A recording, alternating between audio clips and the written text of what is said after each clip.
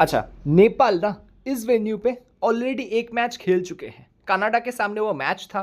Batting first करते हुए Canada ने इसी वेन्यू पे नेपाल के सामने 183 बनाया, जहाँ पे अविनाश बोहरा 2 विकेट निकाले। यहाँ पे एक विकेट था रजवंशी का, एक विकेट सागर धकल का, एक विकेट गुलशन झा, सोमपाल कामियन, किसीकरण एक-एक करके विकेट निकाले थे। जब चेस करने का बारी आया नेपाल का, टॉप ऑर्डर से नहीं चले कोई भी। आसिफ शेख यहाँ पे 22 रन किए, अनिल शाह 24, कुशल मल्ला 37 के नीचे से कोई भी परफॉर्मेंस नहीं कर पाए। उस मैच में भी ना सेकेंड इनिंग में पेसर्स काफ़ी अच्छे किए थे। यहाँ पे 4 विकेट देख सकते हैं, यहाँ पे 2 विकेट, 1 विकेट, यहाँ पे भी 1 विकेट, ये सारे पेसर्स के विकेट हैं। सिर्फ 2 विकेट स्पिनर को मिले थे सेकेंड इनिंग के अंदर। अब नीदरलैंड जो है ना, एक प्रैक्टिस मैच इनका भी हुआ था, दूसरा अबंडन हो गया था। अब ये फ्लोरिडा में प्रैक्टिस मैच खेले थे, इस वेन्यू पे नहीं खेले थे। बैटिंग फर्स्ट करते हुए 181 बनाए थे। लेविट का 39 था टॉप ऑर्डर के अंदर, Max O'Dowd 20 run. Bas de Leede first ball में ही आउट हो गए थे, अनलकी रहे थे थोड़ा सा। तेजा निंदुमेनोडू 48 किए थे, नीचे से एडवर्ड्स का 21 आया था। जब टारगेट डिफेंड करने आए, बॉलिंग से काइल क्लेन का 2 विकेट था। आर्यन दत्त स्पिनर 3 विकेट निकाल के गए थे। मैक्सो दाऊद बॉलिंग किए थे, हालांकि इस मैच में नहीं करेंगे। लेविट बॉलिंग कर लेते हैं पार्ट टाइम, ये भी 1 विकेट निकाल के गए थे। शाकिब जुल्फिकर का 1 विकेट था और लोगन वैन विक का 1 विकेट था। प्रिंगल, विक्रमजीत सिंह विकेटलेस गए थे, ध्यान दीजिएगा। अच्छा, वेन्यू के बारे में बात करेंगे। ग्रैंड प्रेरी स्टेडियम डैलस के अंदर ये मुकाबला खेला जाएगा। एकदम नया वेन्यू है। आज तक इस वेन्यू पे 2 ही मुकाबले खेले गए हैं। एक T20 इंटरनेशनल जो लास्ट वर्ल्ड कप का मैच हुआ था इस वेन्यू पे, यूएसए एंड कनाडा के बीच में, और यहाँ पे एक वार्म अप मैच जिसका स्कोर कार्ड मैंने आपको वीडियो के शुरुआत में ही दिखा दिया, कनाडा एंड नेपाल के बीच में। ठीक है, अब एवरेज स्कोर बैटिंग फर्स्ट 188 का है, सेकेंड इनिंग का एवरेज स्कोर 169 का है। अब ये वाला जो मैच था ना, प्रैक्टिस मैच का तो मैंने आपको बता ही दिया। ये वाला जो मैच था कनाडा एंड यूएसए के बीच में, कनाडा इन कंट्रोल था। अब कनाडा जब बैटिंग फर्स्ट किया ना, चलिए मैं आपको स्कोर कार्ड खोल के बता देता हूँ। ये था वर्ल्ड कप का पहला मुकाबला। 194 बनाते हैं कनाडा। शुरुआत डिसेंट मिल जाता है। एरन जोन्स एंड नवनीत धालीवाल का काफ़ी अच्छा ओपनिंग पार्टनरशिप था। अब पार्टनरशिप ब्रेकर देखेंगे यहाँ पे, फर्स्ट 5 ओवर में कोई विकेट नहीं गिरा, 43 रन्स बन गए थे। अब वहाँ पे जाके पहला विकेट गिरता है, फिर दूसरे विकेट या तीसरे विकेट के लिए पार्टनरशिप बनता है निकोलस कीर्तन और नवनीत धालीवाल के बीच में। ठीक है, फिर नवनीत धालीवाल आउट हो जाते हैं, निकोलस कीर्तन एंड मूवा के बीच में एक पार्टनरशिप होता है। तो पार्टनरशिप किए हैं तो जाके 194 तक पहुंचे। और मेक नो मिस्टेक, लास्ट में जाके ये जो पावर हिटिंग आया था ना, एस मूवा एंड दिलप्रीत सिंह के बीच में, थोड़ा बहुत लास्ट ओवर में कितना रन किया था कनाडा ने? 23 रन। ये बात आपको ध्यान रखना है। अगर ये 23 रन नहीं आता तो शायद जो कनाडा का टीम है ना, 175 तक रोके जा सकते थे। ये 194 तक पहुंचे हैं इसी कारण से, क्योंकि लास्ट ओवर में 23 रन आया था। ये बात आपको समझ के चलना है। अब यहां पे बात को समझो। यूएसए सेकेंड इनिंग में चेस करने आते हैं। 195 का टारगेट किसी भी मैदान पे बहुत ज़्यादा आसान तो नहीं होता। शुरुआत अच्छा होना ज़रूरी होता है, बट यूएसए को शुरुआत अच्छा नहीं मिला था। एक स्लगिश सा स्टार्ट मिला था। स्टीवन टेलर जो बैटिंग के स्तंभ होते हैं वो नहीं चले, and Monank Patel captain 16 ball पे 16 रन बना के आउट हो गया। मतलब कितना स्ट्रगल किए थे आप समझ सकते हो। 16 बॉल पे 16 बॉल मारने का कोशिश कर रहे थे, बट बल्ले पे बॉल आ नहीं रहा था, बॉल स्विंग हो रहा था। ठीक है, अब यहाँ पे नोटिस कीजिए, पहले ओवर में ही पहला विकेट गिर जाता है। 6 ओवर में कितना रन था? 42 रन। मतलब 36 बॉल्स के अंदर 42 रन था। अंडर लाइट्स बॉल स्विंग हो रहा था। ये चीज़ आपको समझ के चलना है। बट आज ऐसा आपको देखने को नहीं मिलेगा। ऐसा मैं कैसे कह सकता हूँ? क्योंकि सुबह का मैच है ना, कोई अंडर लाइट वाला फैक्टर तो होगा ही नहीं। सुबह मैच शुरू होगा ऑलमोस्ट 10 बजे के करीब, और सेकेंड इनिंग जब शुरू होगा तब 1 बजे होगा, 12:30 बजे ऐसे करके, और 2-2:30 बजे तक मैच खत्म हो जाएगा। तो अंडर लाइट्स बॉल स्विंग होगा, ऐसा कुछ फैक्टर आपको देखने को ही नहीं मिलेगा आज। ये बात आपको समझ के चलना है। तो सेकेंड इनिंग के अंदर ना बॉल बहुत अच्छे से बैट पे आने चाहिए। शुरुआत में थोड़ा सा मॉइस्चर पिच के ऊपर आज हो सकता है, तो अर्ली स्विंग आपको देखने को मिलेगा। जब फर्स्ट इनिंग में टीम बॉलिंग करेंगे ना, तब आपको थोड़ा बहुत दिक्कत देखने को मिल सकता है। बैटर्स थोड़ा बहुत ट्रबल फेस कर सकते हैं। बट सेकेंड इनिंग में जो टीम बैटिंग करेंगे उनके लिए एडवांटेजियस हो जाएगा, क्योंकि बॉल बहुत अच्छे से बैट पे आने चाहिए। तब तक तो मॉइस्चर सूख चुका होगा पिच से, सन बिल्कुल सिर के ऊपर होगा। समझ रहे हो दोस्तों? ये हम कहाँ पे आ गए? ये हम आ गए रियल 11 एप्लीकेशन पे, जहाँ पे हमारा 1.50 CR मतलब 1.5 करोड़ का गिव अवे चल रहा है पूरे T20 blast and T20 world cup के अंदर। आप जाइए पार्टिसिपेट कीजिए, डिस्क्रिप्शन में लिंक है, आपसे गुजारिश है, ठीक है। आपको मिलेगा 10 रॉयल एनफील्ड हंटर बाइक्स और 10 महिंद्रा थर, तो 20 कार जो है ना हम गिव अवे कर रहे हैं, ठीक है। अब ये जो नीदरलैंड वर्सेस नेपाल का मैच है उसमें हम क्लिक करेंगे। मैंने कोई कॉम्बिनेशन नहीं बनाया है, आपके साथ ही बनाऊंगा, बट ये लीग्स में खेलता हूँ, जो कि आप देख सकते हैं मेरे रिकमेंडेड कॉन्टेस्ट है, इसी में आप पार्टिसिपेट कीजिए, आपका फ़ायदा होगा। 2-3 मेंबर्स में कमीशन भी कम है और सब कुछ टीम कॉम्बिनेशन आपको टेलीग्राम पे प्रोवाइड किया जाता है। अब यहाँ पे MVP फैंटेसी है, MVP फैंटेसी में आएंगे, ये नए तरीके का फैंटेसी फॉर्मेट है। यहाँ पे आपको इन 5 प्लेयर में से कोई एक चूज़ करना है और उसके साथ कॉन्टेस्ट ज्वाइन कर लेना है, जो आपको लगता है सबसे ज़्यादा पॉइंट्स देगा। मुझे क्या लगता है, यहाँ पे बेस्डी लेडे हैं जो डेथ ओवर्स में भी आते हैं एंड मिडिल ओवर्स में भी बॉलिंग करते हैं, कटर्स डालते हैं, बैटिंग भी करते हैं नंबर 4 पे, ये अच्छे लग रहे हैं। या फिर लोगन वैन वीक बॉलिंग फर्स्ट के अंदर, अब इनको भी ट्राई कर सकते हैं, ठीक है। इन दोनों में से किसी एक के साथ जाइएगा। बाकी सेकेंड लॉट में से मुझे बेहतर लग रहा है कौन, यहाँ पे रोहित कुमार पौडेल है, यहाँ पे कुशाल भूटल है, इन दोनों में से किसी एक को ट्राई कर सकते हो। कुशाल भूटल का हेड टू हेड में नंबर्स अच्छे हैं, हालांकि बॉलिंग कितना करेंगे आई डाउट, थोड़ा सा तो डाउट है। और यहाँ पे Rohit Kumar Paudel part time bowling कर ही लेते हैं 1-2 ओवर हाथ घुमाने के लिए, और कैप्टन है, लीडिंग फ्रॉम द फ्रंट ऐसा कोशिश करते हैं, प्लस बैटिंग नंबर 4 पे करते हैं। अगर टॉप ऑर्डर से कोलैप्स भी हो जाए तो रोहित कुमार पौडेल नीचे से आके अच्छा पारी खेल के जाते हैं, तो इन दोनों में से किसी एक को आप ट्राई कर सकते हैं, ठीक है। अब हम आ चुके हैं ओपिनियन फैंटेसी के अंदर, मतलब ट्रेडिंग फैंटेसी में। ट्रेडिंग एक नया सा फॉर्मेट है जो कि रियल 11 आपको प्रोवाइड करता है, इसीलिए बोल रहा हूँ, आइए हमारे साथ जुड़ जाइए। यहाँ पे नीदरलैंड मुझे लग रहा है कि जीतेगा, तो मैं येस पे क्लिक करके इन्वेस्टमेंट कर लूँगा। The team winning the toss will choose to bat, मुश्किल लग रहा है, मुझे लग रहा है team winning the toss will choose to bowl, batting नहीं लेगा, बॉलिंग ही लेगा, तो इसीलिए नो पे क्लिक करके मैं इन्वेस्टमेंट कर लूँगा। The team batting first will score 175 और मोर रन्स, मुझे लग रहा है हाँ ये हो जाएगा, 175 के ऊपर या होना चाहिए, तो मुझे येस लग रहा है, तो इसमें क्लिक करके मैं इन्वेस्टमेंट कर लूँगा। तो ये होगा मेरा ट्रेडिंग का सजेशंस इस मैच के रिगार्डिंग। चलिए कॉम्बिनेशन बनाते हैं।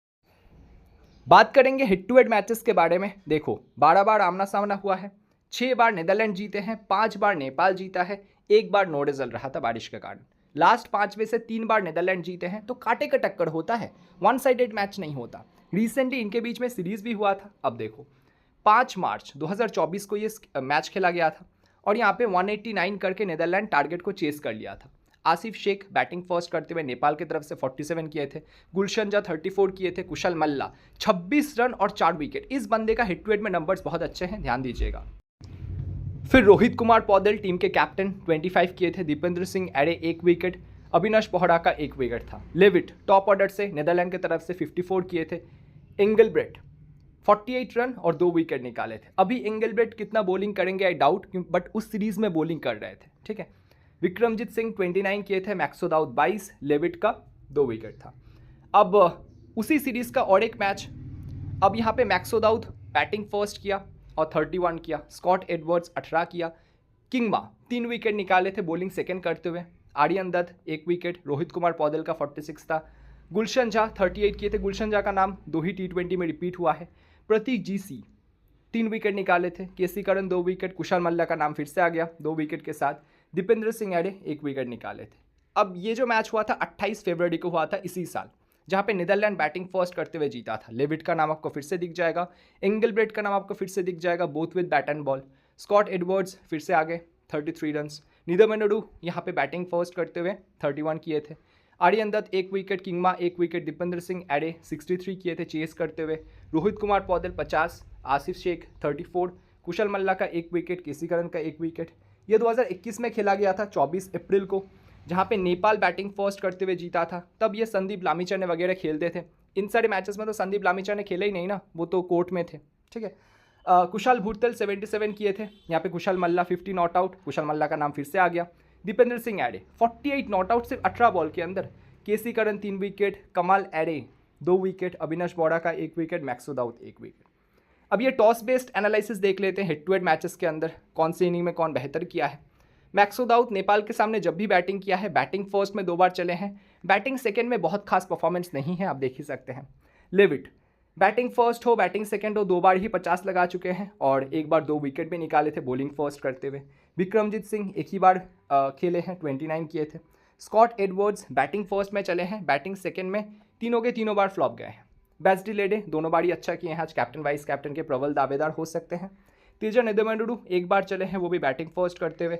पॉल वैन मैकरेन, ये सरप्राइजिंग है मेरे लिए, इतना अच्छा पेसर और नेपाल के सामने परफॉर्म ही नहीं कर पाए। एक बार 2 विकेट है, एक बार 1 विकेट है, नहीं तो विकेट लेस ही गए हैं सारे। आर्यन दत्त एक विकेट निकाल लेते हैं। किंगमा का एक बार 3 विकेट है, बॉलिंग सेकंड करते हुए, उसी सीरीज में आया था। वेस्ले बड़ेसी एक बार 44 किए हैं बैटिंग फर्स्ट करते हुए, नहीं तो कुछ खास परफॉर्मेंस है नहीं। इंगलब्रेट पसंद करते हैं नेपाल के सामने बैटिंग करना, तभी है ना टॉप ऑर्डर में बैटिंग कर रहे थे। ये जो परफॉर्मेंसेस आप देख रहे हो ना, टॉप ऑर्डर में आया था, नंबर 3-4 तक बैटिंग करते थे, आज शायद नंबर 6-7 तक बैटिंग करे। तो ये जो स्टैट है ना, ये आपको कभी कभी गुमराह भी कर सकता है, ध्यान देना। आज बैटिंग ऑर्डर देख लेना इंगलब्रेट को, उस हिसाब से ट्राई करना है या नहीं फिर डिसाइड कीजिएगा। नेपाल की तरफ से हिट टू हिट मैचेस में कुशाल भुरतेल का नंबर अच्छा है, जब भी नीदरलैंड के सामने खेलते हैं ये परफॉर्मेंस दिखाते हैं अपना, ठीक है। आशिफ शेख दोनों ही इनिंग में चले हैं, बैटिंग सेकंड में थोड़ा सा ज़्यादा कंसिस्टेंट है, बैटिंग फर्स्ट में 3 में से 1 बार चले हैं। बाकी कुशल मल्ला का जैसे कि हिट टू हिट में बार बार नाम रिपीट हुआ है, वैसे ही इनिंग वाइज आप देख सकते हैं। बैटिंग फर्स्ट के अंदर भी परफॉर्मेंस है, बैटिंग सेकंड के अंदर भी परफॉर्मेंस है, इवन बॉलिंग से भी परफॉर्मेंस किए हैं। दीपेंद्र सिंह एडिंग भी ठीक ठाक परफॉर्मेंस किए हैं जब भी नीदरलैंड के सामने खेले हैं। रोहित कुमार पौडेल बैटिंग फर्स्ट में 25 है, बैटिंग सेकंड में 50 और 46, तो बैटिंग सेकंड में थोड़ा सा ज़्यादा बेहतर है। प्रतीश जीसी एक बार 3 विकेट है, 2 बार 0 विकेट है, 3 विकेट आया था बॉलिंग फर्स्ट करते हुए। केसी करन के भी नंबर्स काफ़ी अच्छे हैं दोनों ही इनिंग में। सोमपाल कामी के भी नंबर्स ठीक है दोनों ही इनिंग में। गुलशन झा बैटिंग से चले हैं, बॉलिंग से कितना आज बॉलिंग करेंगे वो देखना पड़ेगा, कॉम्बिनेशन के अंदर कितने पेसर से खिलाते हैं, क्योंकि गुलशन झा तो एक राइट मीडियम फास्ट बॉलर है, तो उस हिसाब से हम कोशिश करेंगे ये जानने का कि गुलशन जाके आज कितने ओवर्स हो सकते हैं कॉम्बिनेशन देखने के बाद। बट बैटिंग से ये काफ़ी अच्छे चले हैं नीदरलैंड के बॉलर्स के सामने, ठीक है। और कमाल एरे 2 विकेट निकाले, खेलेंगे नहीं आज। ललित रजवंशी ये खेलेंगे, बॉलिंग फर्स्ट किए हैं तीनों के तीनों बार, 1 विकेट निकाल पाए हैं आज तक नीदरलैंड के सामने। अब दोस्तों प्लेयर बैटल चेकआउट कर लेंगे, नीदरलैंड के बैटर्स वर्सेस नेपाल के बॉलर्स। मैक्सो दाऊद किन के सामने फंसते हैं? केसी करन के सामने। विद द न्यू बॉल केसी करन आएंगे सामने से, मैक्सो दाऊद ओपनिंग करेंगे, ये आमना सामना आपको देखने को मिलेगा। Pratish GC with the new ball ये भी आते हैं, तो 11 बॉल में 7 रन बना के 1 बार आउट हो चुके हैं। कुशल मल्ला 3 बॉल में 1 बार आउट कर चुके हैं मैक्सो दाऊद को, राइट हैंड बैटर और लेफ्ट आर्म ऑर्थोडॉक्स स्पिनर। इनके साथ लेविड आ सकते हैं ओपनिंग करने, लेविड भी 1 बार आउट हो चुके हैं केसी करन के सामने, हालांकि काफ़ी अच्छा पेले हैं, 200 के ऊपर का स्ट्राइक रेट रखे हैं। कुशल मल्ला के सामने ये फंसते हैं, 8 बॉल में 2 बार आउट हो चुके हैं, सिर्फ 3 रन बनाए हैं। विक्रमजीत सिंह का बहुत कोई खास मैचअप है नहीं। स्कॉट एडवर्ड्स केसी करन के सामने फंस के खेले हैं, 1 बार आउट भी हुए हैं, 22 बॉल में 18 रन। और सोमपाल कामी के सामने ठीक खेले। अविनाश बोहरा के सामने फंस के खेले, 1 मिनट कहाँ चला गया, हाँ अविनाश बोहरा के सामने फंस के खेले हैं, 16 बॉल में 13 रन, 1 बार आउट हो चुके हैं। दीपेंद्र सिंह एडे के सामने 1 बॉल में 1 बार आउट हुए हैं। बैस्टिलेडे सोमपाल कामी के सामने ये फंस के खेलते हैं, 14 बॉल में सिर्फ 7 रन कर पाए हैं, एक भी बार हालांकि विकेट नहीं दिए हैं। कुशल मल्ला के सामने 6 बॉल में 6 रन, एक भी बार आउट नहीं हुए हैं। वेस्ले बड़ेसी खेलेंगे नहीं, फिर भी सोमपाल कामी के सामने 11 बॉल में 2 बार आउट हो चुके हैं। इंगलब्रेट केसी करन के सामने 6 बॉल में सिर्फ 2 रन और 1 बार आउट हो चुके हैं। कुशल मल्ला के सामने 12 बॉल में 1 बार आउट हुए हैं, सिर्फ 14 रन कर पाए हैं। अब नेपाल के बैटर्स वर्सेस नीदरलैंड के बॉलर्स। कुशाल भुरतेल विवियन किंगमा के सामने 40 बॉल में 3 बार आउट हुए हैं, 46 रन किए हैं सिर्फ, बाकी ठीक खेले हैं। आशिफ शेख विवियन किंगमा के सामने 33 बॉल में सिर्फ 32 रन और 2 बार आउट हो चुके हैं, ठीक है। कुशल मल्ला इंगलब्रेट के सामने, अब ये है राइट आर्म ऑफ स्पिनर, ये है लेफ्ट हैंड बैटर, तो मैचअप बनाते हैं तो 4 बॉल में 2 बार आउट कर चुके हैं कुशल मल्ला को, ध्यान दीजिएगा। अनिल शाह नहीं खेले हैं इन सारे बॉलर्स को। दीपेंद्र सिंह एडे का बहुत कोई खास मैचअप नहीं है, संदीप जोड़ा का भी नहीं है। रोहित कुमार पौडेल भी इन सारे बॉलर्स के सामने ज़्यादा नहीं खेले हैं। अच्छा, नीदरलैंड का playing 11 with batting order and हर एक प्लेयर का डिसेंट फॉर्म चेकआउट करेंगे। मैक्सो दाऊद अच्छे फॉर्म में है, 17 रन 1 विकेट, 60, 33, 30, 22, 31 इन फॉर्म है। लेविड भी इन फॉर्म है, दोनों ही राइट हैंड बैटर है। 55 रन 1 विकेट, 39, 19, 43, 54 2 विकेट, ठीक है। Vikramjit Singh bits and pieces में परफॉर्मेंस किए हैं। Scott Edwards mostly as a finisher खेलते हैं, अब अगर अर्ली कोलैप्स हो जाए तो ये स्कॉट एडवर्ड्स एंड तेजा नेदुमेंडुरु मिलके इनिंग को बिल्ड करते हैं, ठीक है। बैस्टिलेडे मोस्ट प्रोबेबली नंबर 4 पे आने चाहिए, यहाँ पे ऑर्डर थोड़ा सा उल्टा पुल्टा हो गया है। नंबर 4 पे बैस्टिलेडे आते हैं, 5 पे आपको स्कॉट एडवर्ड्स दिख जाएंगे, 6 पे तेजा नेदुमेंडुरु, ऐसा आप मान सकते हैं। इंगलब्रेट थोड़ा सा नीचे खेलेंगे इस मैच के अंदर, right arm off spin part time डाल सकते हैं, क्योंकि नेपाल के टीम में है लेफ्ट हैंड बैटर्स। कुशल मल्ला आपको दिख जाएंगे, फिलहाल तो मुझे उन्हीं का नाम याद आ रहा है, बाकी देखते हैं। लोगन वैन वीक टीम के मेन पेसर होंगे, ये भी इन फॉर्म है, 15 रन 1 विकेट, 2 विकेट, 3 विकेट, ठीक है, यहाँ पे 3 विकेट तो इन फॉर्म है, बहुत अच्छे CVC का ऑप्शन हो सकते हैं, स्पेशली अगर बॉलिंग फर्स्ट होता है तो। पॉलवेन मैकरेन भी अच्छे फॉर्म से आ रहे हैं, 0 विकेट 2 विकेट 2 विकेट 1 विकेट, ठीक है, तो ये दोनों डेथ ओवर्स में भी डालेंगे अलॉन्ग विद विवियन किंगमा, ये तीनों मिलके। आर्यन दत्त टीम के main right arm off spinner हैं, अगर इनको मार पड़ जाता है फिर शायद एंगलब्रेट राइट आर्म ऑफ स्पिन लेके आएंगे, नहीं तो main right arm off spinner तो यही है। इनका भी फॉर्म सो है, बहुत खास नहीं है। किंगमा ठीक परफॉर्मेंस करके आ रहा है, पर्टिकुलर वो नेपाल के सामने जो सीरीज़ खिला था ना वहाँ पे। बेंच में आपको टिम प्रिंगल दिख जाएंगे, अगर आर्यन दत्त को नहीं खिलाते ही हैं तो टिम प्रिंगल सीधे सीधे आ जाएंगे। रिसेंटली जो सीरीज़ हुआ था ना नेपाल के साथ, वहाँ पे टिम प्रिंगल को डेथ ओवर्स में भी लेके आ रहे थे, 18वें ओवर 19वें ओवर के अंदर, एक मैच में तो 20वां ओवर भी डाला था। तो टिम प्रिंगल को कैप्टन स्कॉट एडवर्ड्स बहुत ज़्यादा ट्रस्ट करते हैं, इनका फॉर्म भी ठीक ठाक ही है, बैटिंग भी कर लेता है ये बंदा, आर्यन दत्त से बेहतर बैटर है ये। तो अगर 10वें पोजीशन पे टिम प्रिंगल खेलते हैं ना आर्यन दत्त की जगह, मुझे बहुत ज़्यादा हैरानी नहीं होगा, ठीक है। शाकिब जुल्फिकर लेग स्पिनर है, नहीं खेलेंगे। रायन क्लेन का जगह नहीं बनेगा, काइल क्लेन का भी जगह नहीं बनेगा, बड़े से भी नहीं खेलेंगे, ठीक है। नेपाल का squad and playing 11 with batting order, हर एक प्लेयर का रीसेंट फॉर्म चेकआउट करेंगे। कुशाल भुरतेल के साथ आशिफ शेख ओपनिंग करेंगे। कुशाल भुरतेल ठीक ठाक फॉर्म से आ रहे हैं, अभी तो ये बॉलिंग भी करने लगे हैं लेग स्पिन, हालांकि आज इस पर्टिकुलर पिच के ऊपर लेग स्पिन शायद ज़्यादा काम में ना आए, ठीक है। आशिफ शेख है विकेट कीपर बैटर, ठीक ठाक परफॉर्मेंस करते हुए आ रहे हैं, बहुत खास नहीं बट बहुत ख़राब भी नहीं। अनिल शाह, ये जब चलेंगे ना आपको 20 बॉल में 50 करके देंगे, जब नहीं चलेंगे तो अंडर 10 अंडर 15 आउट हो जाएंगे, तब ट्रस्ट नहीं कर सकते। कुशाल मल्ला का रीसेंट फॉर्म दोनों मैचेस में अच्छा लगा है, प्लस ये left arm Orthodox spin bowling भी कर लेते हैं। रोहित कुमार पौदल टीम के कैप्टन हैं, ये भी पार्ट टाइम 1-2 ओवर डाल लेते हैं राइट आर्म ऑफ स्पिन, बाकी अगर 2 विकेट जल्दी गिर जाता है इनका रोल और भी इंपॉर्टेंट हो जाएगा। रिसेंटली काफ़ी अच्छे फॉर्म में थे, 82 71 नॉट आउट, 112 यहाँ पे 25 नॉट आउट, ठीक है। दीपेंद्र सिंह एरे ऑलवेज नीचे से आके फिनिश करते हैं, डेथ ओवर्स में बॉलिंग करते हैं, right arm off spin mostly डालते हैं, तेज़ डालते हैं, हालांकि फ्लाइट नहीं देते, ध्यान दीजिएगा, इसीलिए डेथ में इनको यूज़ किया जाता है। KC Karan with the new ball and death overs में आते हैं। Sompal Kami mostly with the new ball ही डालते हैं, एंड मिडिल ओवर्स में अगर एक आधा ओवर का ज़रूरत हुआ ना, 10वें ओवर 11वें ओवर के करीब, वहाँ पे एक आधा ओवर डाल लेंगे, नहीं तो डेथ ओवर्स में इनका काम नहीं होता। डेथ ओवर्स में केसी करन आते हैं, डेथ ओवर्स में आते हैं अविनाश बोहरा और ललित रजवंशी। ललित रजवंशी का ओवर 16वें ओवर तक खत्म हो जाता है, उसके बाद जो लास्ट का 4 ओवर होता है ना, अविनाश बोहरा 2 ओवर लेके आते हैं, केसी करन 2 ओवर लेके आते हैं, हो सकता है एक आधा ओवर दीपेंद्र सिंह एरे को भी मिल जाए, ठीक है। ऐसे करके आप डेथ ओवर्स का डिस्ट्रीब्यूशन मार सकते हो, और मिडिल ओवर्स के अंदर दीपेंद्र सिंह एरे डालेंगे, ललित रजवंशी डालेंगे, सोमपाल कामी का एक आधा ओवर मिडिल ओवर्स में हो सकता है, रोहित कुमार पौदेल आ सकते हैं, कुशल मल्ला को एक आधा ओवर मिल सकता है मिडिल ओवर्स के अंदर, ठीक है। बेंच में आपको संदीप जोड़ा दिख जाएंगे, हालांकि संदीप जोड़ा का रिसेंट फॉर्म ठीक ठाक लगा है मुझे। मिडिल ओवर्स में अगर कोई बैटर स्पिनर को अच्छा खेल सकता है ना, तो ये संदीप जोड़ा है, अगर खिलाते हैं मुझे बहुत ज़्यादा हैरानी नहीं होगा। Pratish GC left arm pacer, ये नहीं खेलेंगे शायद। कमल सिंह अरे नहीं खेलेंगे, सागर धकल भी नहीं खेलेंगे।